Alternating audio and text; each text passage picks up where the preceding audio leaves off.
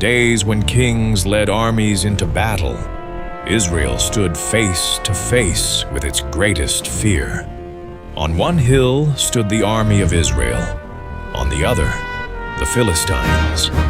Between them lay a valley of decision, and every morning, every evening, a giant stepped forward. His name was Goliath. He was massive in stature, covered in bronze armor, a warrior trained from his youth. For 40 days he taunted Israel. For 40 days he mocked their faith. For 40 days fear ruled the battlefield. Not one soldier moved, not one champion rose.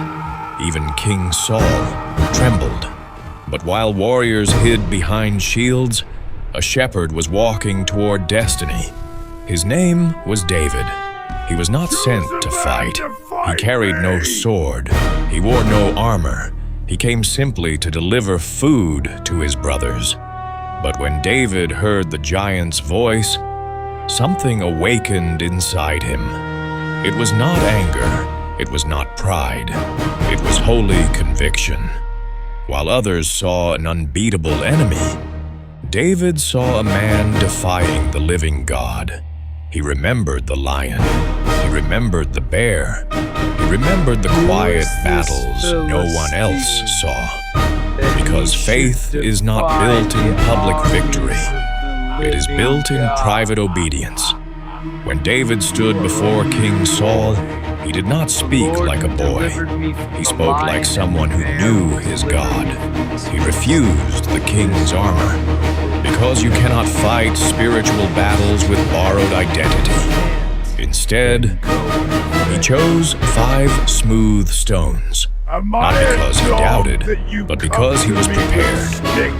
Then he walked into the valley. The giant laughed. The ground shook with every step. The difference in size was undeniable, but the difference in faith was even greater. David did not run away. He ran toward the battle, toward the threat, toward the impossible, and in one decisive motion, he released the stone. Time seemed to slow. Heaven seemed to watch. The stone flew, and in a single moment, the giant fell, not by sword, not by spear, not by human strength, but by faith in the name of the Lord. That day, fear collapsed. That day, courage prevailed.